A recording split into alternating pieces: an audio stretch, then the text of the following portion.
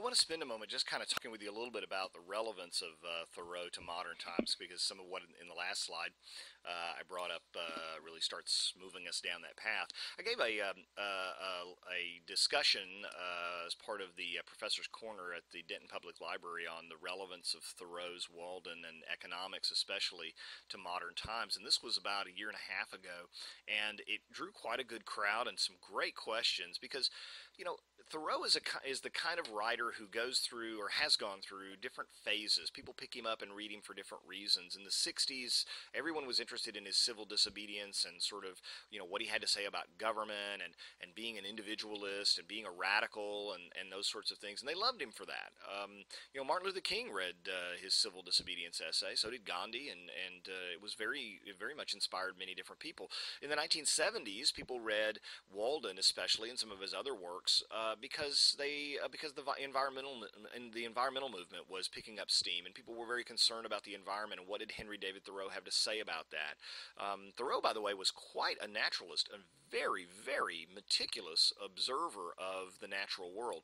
He wrote an essay, which, by the way, the Forestry Service still considers to be the great essay on the subject of the succession of forest trees. When you clear an area, which tree species tend to take root and come back first, and which ones follow, and how long it takes, and this kind of thing. It's he was a great observer, and talks a lot about the importance of the environment and nature. And so this was one reason why he was still read quite widely in the 70s. Well, in the 80s, 90s, and 2000s, Thoreau kind of fell out of favor. He was that kooky guy who lives in the woods and doesn't want an iPod, a flat screen TV, and doesn't eat sushi and get takeout, and doesn't want a Bentley. What the heck is wrong with him? Let me just tell you, as a graduate student and someone starting out in the professorate during that period of time, Thoreau was a tough sell. Nobody really wanted to be politically radical. The environment was important, but hey, I recycle, so what else do you want from me? And I'm not going to give up my iPod. This was the typical student response. However, I think that there is a great chance that at least portions of Walden have an opportunity here to reconnect with a modern audience for reasons that in my last slide, undoubtedly some of you guys were going, wow, that sounds pretty modern. It is. When societies go through adversity, I'll get up on my soapbox for a moment and hypothesize. When societies go through adversity, they have to have a period of questioning.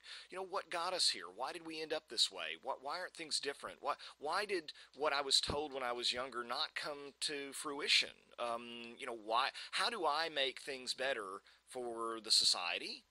How do I make things better for myself?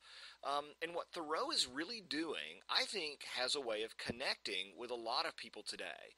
He talks about debt, over-indebtedness. He talks about being a slave to your job. He talks about shedding a lot of the stuff that makes you a slave. I'll give you an example. I used to live across the street from a guy who, when you open his garage door, it was stuffed with bass boats and sea-doos and canoes and everything you can imagine for water. He had an ATV four-wheeler. He had junk. I mean, every gadget, every toy you can imagine. And yet, he was never home.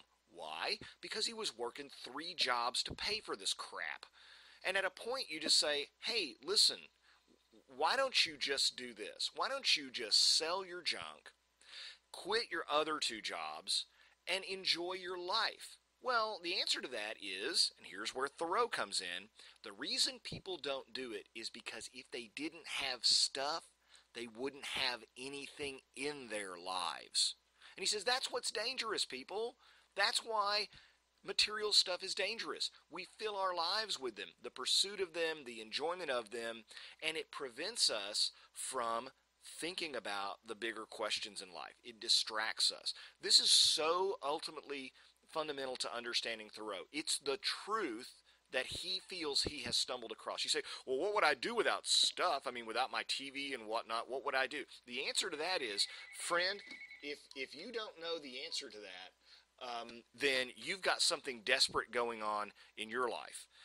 If you don't know what you would do without the gizmos, gadgets, and games that have infested your life, you're a pretty empty, shallow person, and you're the guy I need to talk to, because you're the guy who needs to go out and find out what life is about, because it's not about being entertained all the time.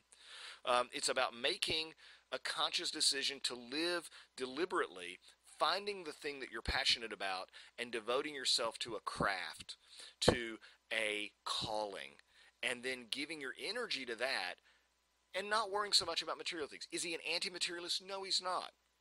He only lived in a tiny cabin for a short little while. He didn't decide to do this for the rest of his life, for heaven's sakes. He just did it for a while to be able to find the answers he was looking for. That was the main thing. So I think we have an opportunity here to sort of reconnect ourselves and our students, if you're a teacher, to a guy who has fallen out of favor but now has something darn relevant to say to people who are desperate. You know, Thoreau, if he were here, I can't tell you what he'd say, but what do I think he would say to a guy who is about to lose his home to foreclosure? I think he would say, let it go. Let it go. It's a house. Hey, you know what it is? It's bricks and sticks and dirt. That's it. And you can find another one and you can be happy. Because if you let your life be dictated by the happiness of material things, it's a transient thing, friend. It's not going to be here for that long.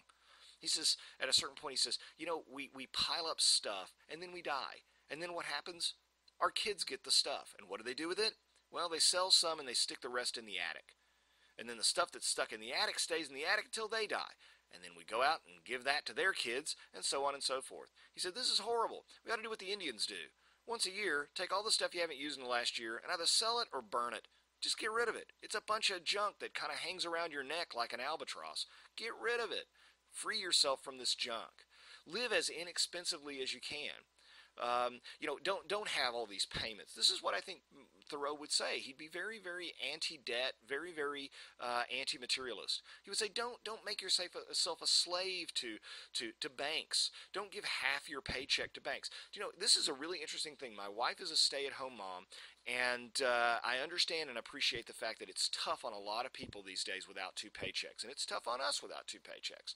But one of the things that we made a conscious decision to do while my wife wanted to be a stay-at-home mom is we're simply going to do without a lot of the things that other people have. We're not going to have a brand new car. We're not going to go on expensive vacations. We're not going to go out to eat all the time. We're going to make a decision.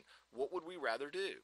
Now, Thoreau's not telling you that you have to make that decision, but he's saying understand and fully understand the consequences of whatever decision you make. There are a lot of people out there who are working jobs they hate, more than one job, or two income couples where the mom or the dad might decide, you know, I'd really like to be a stay-at-home parent, but they can't. Why? Well, I got payments, right?